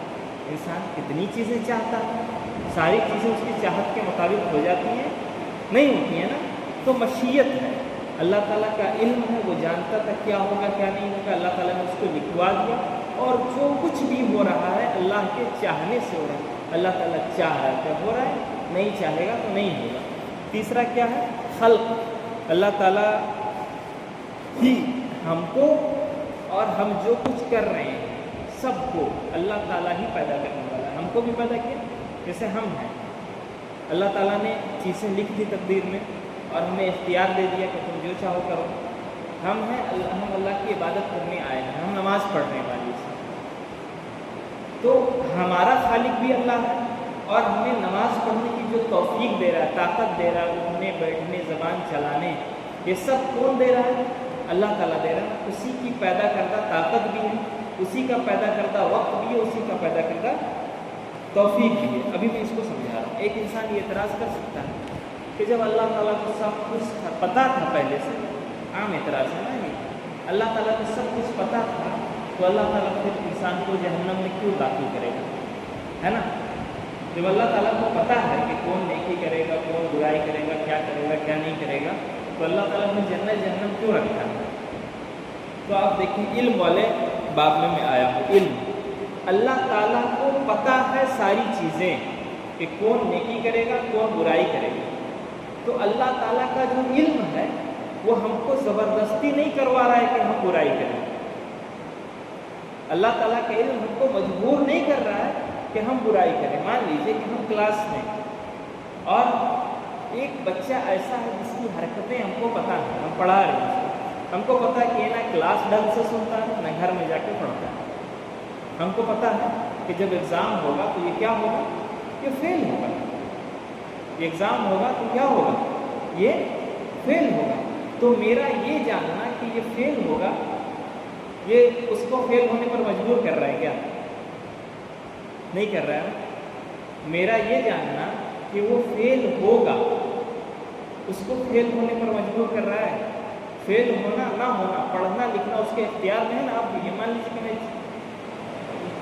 میرے چاہنے سے تو نہیں ہو رہا ہے نا وہ فیل، وہ اپنی حرکت کی وجہ سے ہو رہا ہے. تو میرا جاننا اس میں کیا قصور ہے؟ ہمارے جاننے کی وجہ سے اگر کوئی فیل ہو رہا ہے تو اس میں میرا کوئی قصور ہے؟ تو اللہ تعالیٰ جانتا ہے کہ اس کی حرکتیں دنیا میں کیسی ہوں گی، اچھی نہیں ہوں گی، یہ برے برے عمل کرے گا. دوست ایک فرقہ ہے اس کو جبریہ کہتے ہیں. ان کے حساب سے نا کہ تقدیر میں جو کچھ لکھ دی گئی ہے وہ ہم کو زبردستی کرنا ہے. یہ ہمارے عقیدے کے خلاف ہے. اللہ تعالیٰ نے ہم کو مجبور نہیں کیا، بلکہ اللہ تعالیٰ نے پیدا کرنے کے بعد اِنَّا هَدَيْنَاهُ السَّبِيلَ اِمَّا شَاكِرًا وَإِمَّا كَفُورًا. ہم نے انسانوں پر دو راستے کھول دیے، یا تو وہ شکر گزار بندہ بن جائے یا وہ اللہ تعالیٰ کا نافرمان بندہ بن جائے. اس معاملے میں اللہ تعالیٰ نے ہم کو فری ول دیا. ہم کو نہیں پتا نا ہماری تقدیر میں کیا ہے، جنت ہے یا جہنم ہے، لیکن اللہ تعالیٰ نے ہم کو فری ول تو دیا ہے نا کہ ہم جنت والے اعمال کر کے جنت میں جائیں. صرف اسی معاملے میں ہم کو یاد پڑتا ہے کہ تقدیر ہے. دنیا کے معاملے میں ہم کبھی نہیں کہتے کہ ٹھیک ہے نا گھر میں بیٹھے رہتے ہیں، دکان نہیں کھولتے ہیں، ہماری تقدیر میں جو ہوگا نا وہ تو ہم کو مل ہی جائے گا. ایسا ہے نہیں ہے نا. چلو نا ہم نہیں پڑھتے ہیں، تقدیر میں ہوگا تو ہم پاس ہو جائیں گے. ایسا کوئی کرتا ہے؟ نہیں کرتا ہے. پڑھتا ہے نا وہ. آخرت کے معاملے میں یہ کیسے کہتا ہے کہ وہ ہماری تقدیر میں ہے ہی نہیں عمل کرنا، تو ہم کیسے کریں گے؟ بھائی کوشش کرنا تمہارے اختیار میں ہے. اللہ تعالیٰ نے تم کو مجبور نہیں کیا ہے. اللہ تعالیٰ بس جانتا ہے، اس کا علم وہ غیب ہے، ہم نہیں جان رہے کیا ہے. تو اس کا ایکسکیوز بنا کے انسان عمل سے نہیں بھاگنا چاہیے. اسی طریقے سے کتابت سمجھنا کہ مشیت. اب کوئی انسان یہ اعتراض کر سکتا ہے کہ جو کچھ ہو رہا ہے اللہ تعالیٰ کے چاہنے سے تو ہو رہا ہے نا. ہم مان لیجیے گناہ کا کام کریں تو اللہ کی چاہت کے بغیر کر لیے کیا؟ اللہ تعالیٰ چاہا تبھی ہم کیے تو اللہ تعالیٰ کو گناہ کیوں دے گا؟ مان لیجیے کہیں چوری ہوئی ہے، وہ چوری اللہ تعالیٰ کے چاہنے سے ہوئی ہے نا، چور کو پھر گناہ کیوں ملے گا؟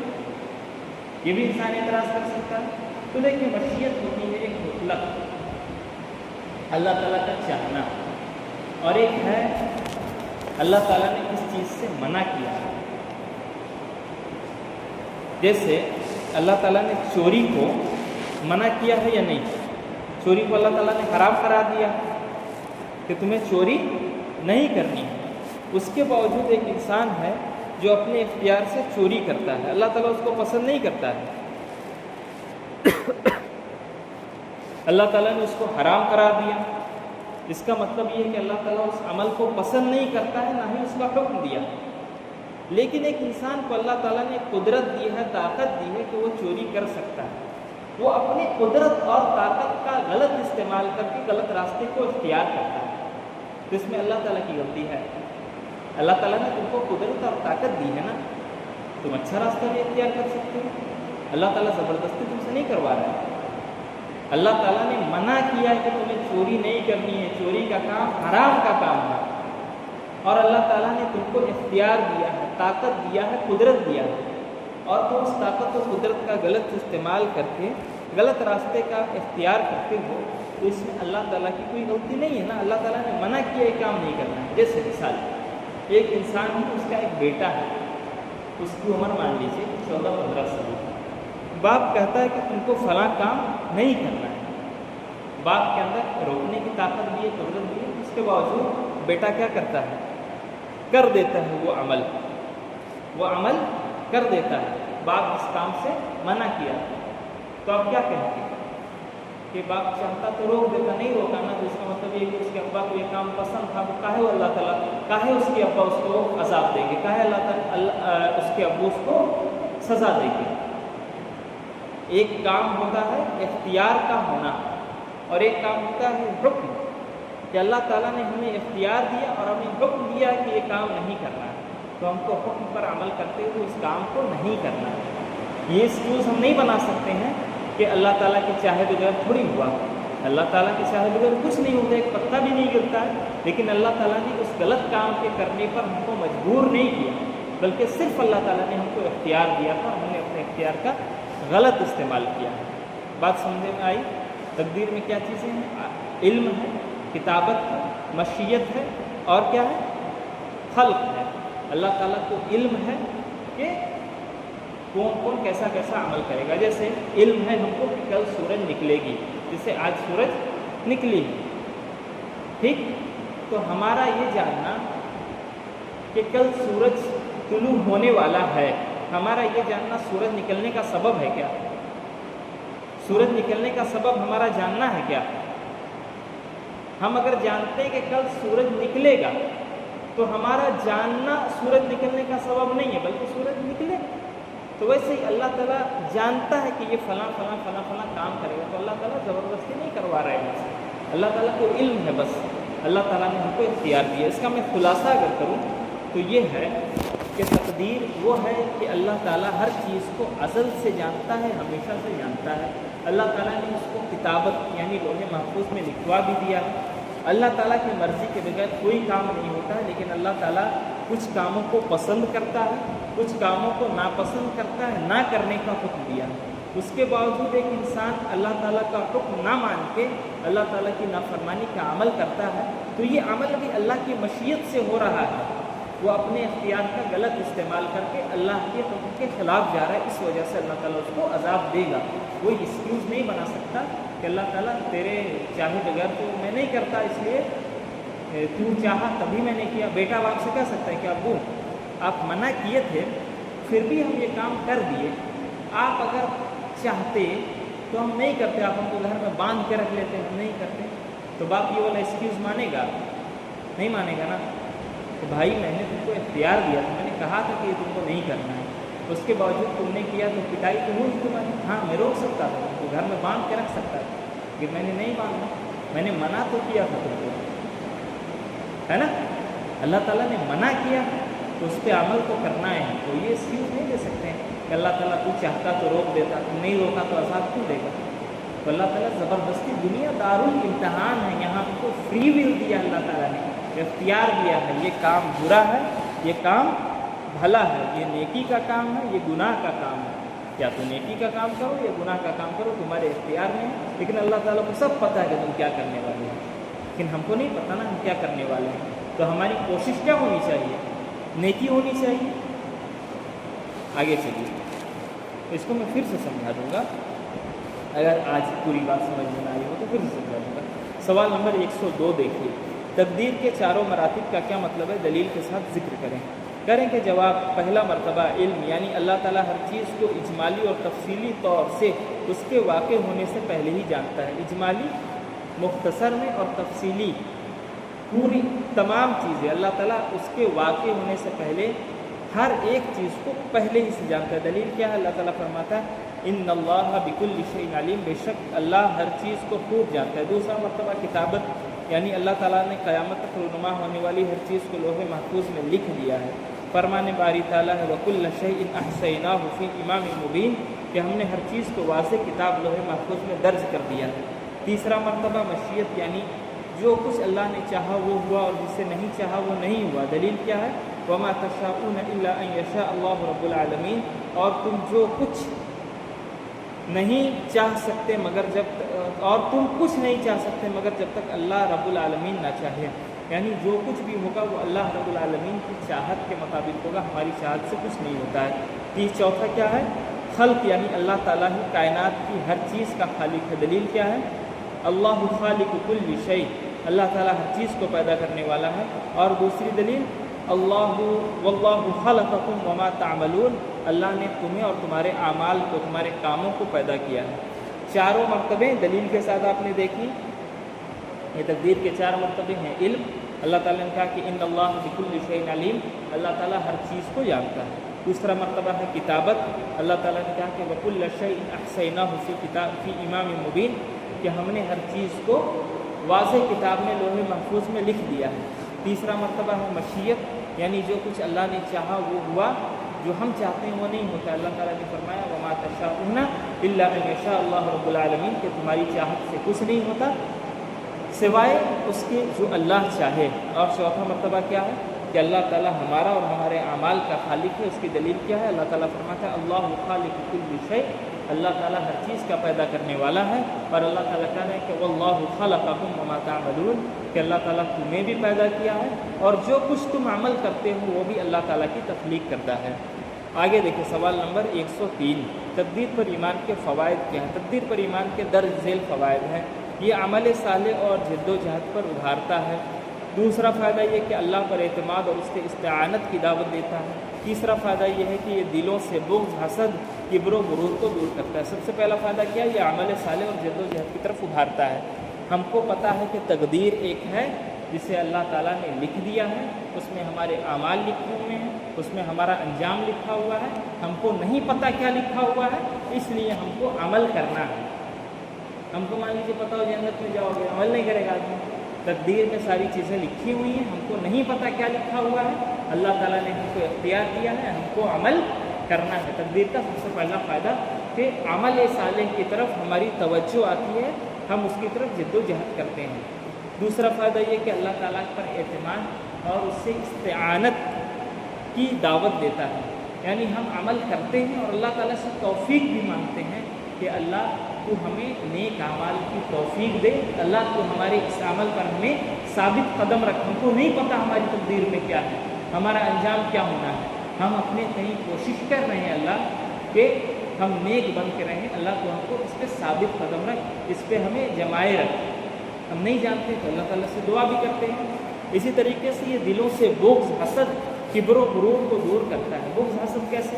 مان لیجیے کہ ہم ہیں اور آپ ہیں، ہمارے کئی ایک دوست ہیں میرے ساتھ پڑھنے والے، شروع سے لے کے اب تک جتنی تعلیم ہوئی ہے، میرے ساتھ ایک شخص ہے جو پڑھا ہے، اس کے باوجود یہ ہے کہ میں کسی نچلے مقام پہ ہوں اور وہ کسی اونچے مقام تک پہنچ گیا، ٹھیک، وہ بہت کامیاب ہو گیا، میں تھوڑا سا پیچھے رہ گیا، تو ہم حسد کریں گے اس پہ؟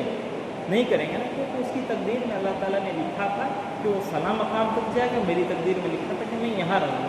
ممکن ہے کہ مستقبل کی تقدیر میں لکھا ہو کہ میں اس سے آگے جاؤں گا۔ حسد کرنا ہے اس پہ؟ نہیں کرنا ہے۔ جو بھی چیزیں ہو رہی ہیں وہ کس وجہ سے ہو رہی ہیں؟ کیونکہ وہی چیزیں اللہ تعالیٰ نے اس کی قسمت میں لکھ دیا تھا۔ تو اللہ تعالیٰ نے جو اس کے بارے میں لکھا ہے، جو اس کے لیے بھلائی لکھی ہے، اس پہ ہم کیوں حسد کریں؟ حسد کرنے کا اختیار ہے ہم کو؟ نہیں ہے نا۔ اور مان لیجیے کہ کوئی انسان میرے ساتھ پڑھا، وہ کمتر رہ گیا اور میں بہت اونچے مقام پہ پہنچ گیا، تو کیا مجھے غرور کرنا چاہیے؟